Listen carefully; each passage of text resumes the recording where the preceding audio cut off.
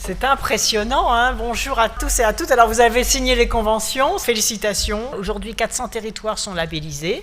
Moi je suis très heureuse de ces réunions des territoires parce que c'est vraiment la créativité locale, l'engagement concret de la transition énergétique. C'est un effet levier très intéressant qui va nous permettre d'enclencher immédiatement une phase opérationnelle de travaux d'économie d'énergie. On trouve là un bol d'air pour corriger un petit peu nos actions là où nous étions faibles en matière d'environnement. Cet appui financier donc de 500 000 € va nous servir à accompagner la création d'un écoquartier dans une commune rurale. Nous allons immédiatement, dès la signature, dès la semaine prochaine, engager des travaux qui visent à récupérer la chaleur sur nos piscines communautaires, qui est un gisement d'énergie. Nos piscines consomment l'équivalent de 2 fois ce qui est consommé par l'éclairage public. Ces territoires à énergie positive, c'est la validation de ce que vous avez fait, souvent d'ailleurs en avance sur la loi de transition énergétique, et en même temps la consolidation de ce que vous avez fait et des moyens pour continuer à franchir des étapes.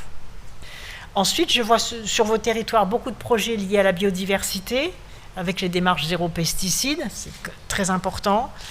Tout à l'heure, je vais signer une convention avec l'Union nationale de l'apiculture française parce que j'ai lancé un plan sur la France terre de pollinisateurs pour essayer de remonter la pente sur la destruction des pollinisateurs, qui est d'ailleurs aussi un fléau mondial.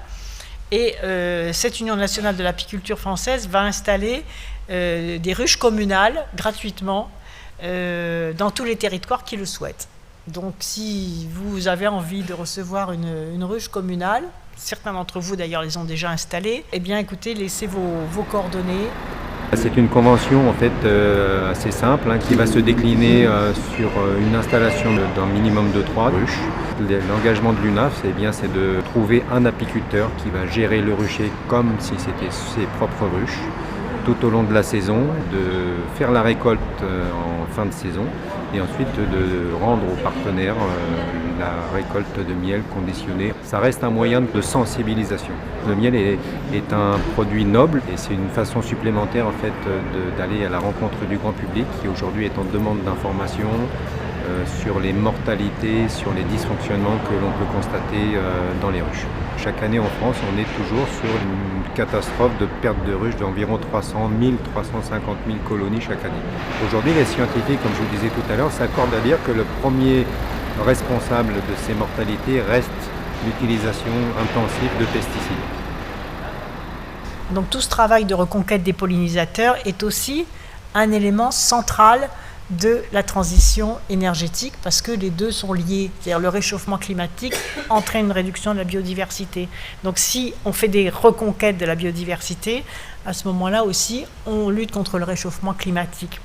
Si vous vous engagez dans ce processus, dans cette communauté des territoires énergie positive, c'est parce que d'abord vous avez fait l'épreuve de votre action et des résultats qui vont avec. Et bien, merci beaucoup et bonne continuation.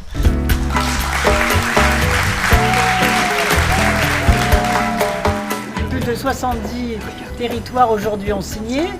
Ils sont à énergie positive, ça se sent, ça se voit.